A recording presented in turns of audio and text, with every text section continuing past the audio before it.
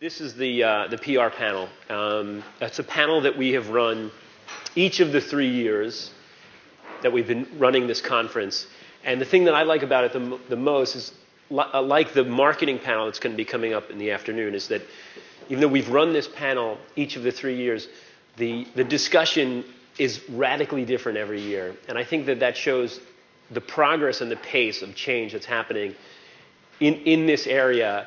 And we brought along some fine practitioners to help us get through some of the promise and the pitfalls that we might see as companies going forward. I want to, it was a perfect segue from what Michael was saying earlier, where he was talking about relevant conversation. When is it time to respond or to engage in conversation? There's that word, engage again. There are times when there is nothing that you can do, or it's wiser to keep your mouth shut. But there are other times, obviously, where something is brewing, and you have to make a decision, a quick decision. And one of the things, the genesis of this particular panel this year, Matthew and I have been journalists in the newsroom for longer than we'd like to say. And we've never seen what we've seen over the last, say, 18 months in terms of how stories arrive in the public and then take on a life of their own.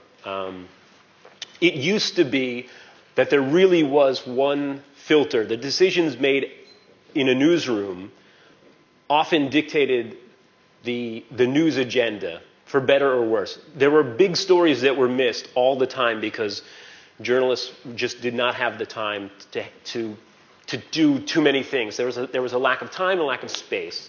But that problem has been obliterated with the internet. And we have seen things. I don't know if some of you have seen the diagram that we put up on the website about the anatomy of a blog storm. This did not exist when Matthew and I were in a newsroom, where things come out of the blue and they take on a life of their own, and it grows in momentum. And at some point, a company has to decide, do I jump in and respond to this, or do I let it take its course? And if I let it take its course, what am I opening myself up to? So on that, these are some of the ideas that we're going to be discussing here in this panel in this next 45 minutes. But I want to turn it over to our panelists. So we'll start with Helen. And please introduce yourselves and give us a little explanation of what you do and what you see, where this market is heading. And well, I'll let you turn it over. Let's start. Thanks, Bernard. I'm Helen Nowicka, and I'm the managing director of a company called Shiny Red. My background is a bit like Bernard. I was actually a journalist for a number of years before moving into PR, and I worked with a company called the Red Consultancy, spending about 10 years with online brands like Expedia and MSN. Over that period, really just seeing people spending more and more time interacting online, not just transacting, but really sharing their lives. As a result of that, we set up Shiny Red a couple of years ago as a real kind of practitioner expertise around social media. And I think that in terms of some of the things that Bernard's saying about some of the issues that have arisen, of course, there are a number of cases where we've seen brands really falling foul, if you like, of the online community. So some well-known examples would be people like, for instance, Walmart in the US, where they set up a kind of fake blog and had PR employees actually posing as Walmart employees traveling around the US and posting very favourably about their experiences of Walmart stores. And obviously, because it was such a transparent stunt, it was picked up by the online community and heavily criticised, and Walmart had to step in and basically step back from the whole thing. But I think what I'd like to do is maybe just give an example of a couple of scenarios where actually we've been able to work very effectively on behalf of brands with online communities. And I think going back to what was just being said by Michael Steckler about niche communities, this is something that we really believe is fundamental to successful social media interaction, tapping into those niche groups that are relevant for particular brands or causes. So One simple example of that would be some work we did with Panasonic, who were launching a new range of cameras and camcorders.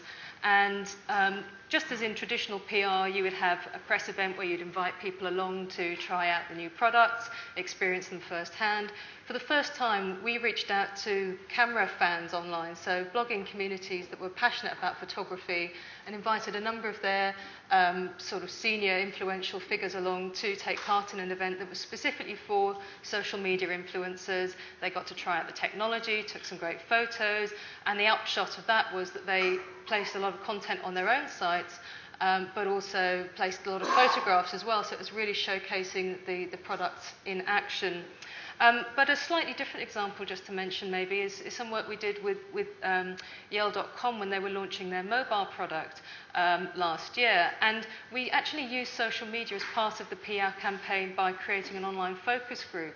And the value of this was to provide a very clear feedback to the brand about how people were going to be actually using the service, plus also giving us case studies that we could use in the traditional PR environment as well. So I think it's about how we target niche communities, but also how we behave with them in appropriate ways to be successful. Thank you, Helen. And Keith? My name is Keith Childs. I work for General Motors Europe. Most people are probably familiar with GM in the States, but of course in Europe we've got our European brands like Vauxhall and Opel and Saab, and most of our activity started in the social media area in the States, where obviously a lot of this started for many other companies as well. We were not so quick to start off in Europe because it's never easy just to jump into the conversation, and the experience that we learned with the Fastlane blog, which was one of the first executive blogs, was that it takes time to build that community, and to use that word, that engage word, that takes time.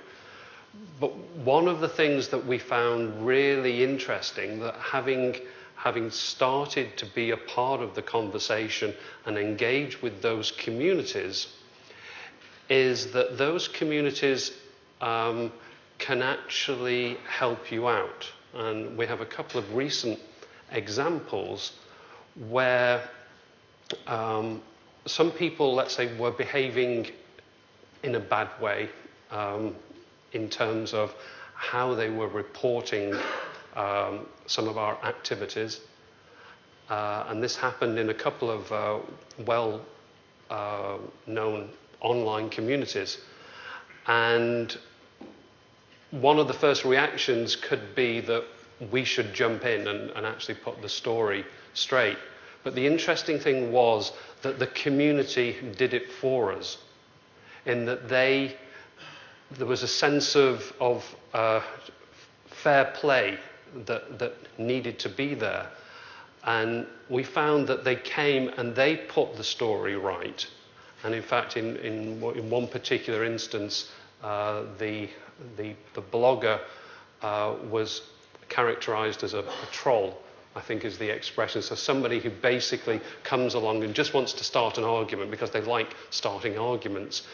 And I guess if it's one message that I would have for you, is don't be afraid of joining in that conversation. It's never an easy thing to do.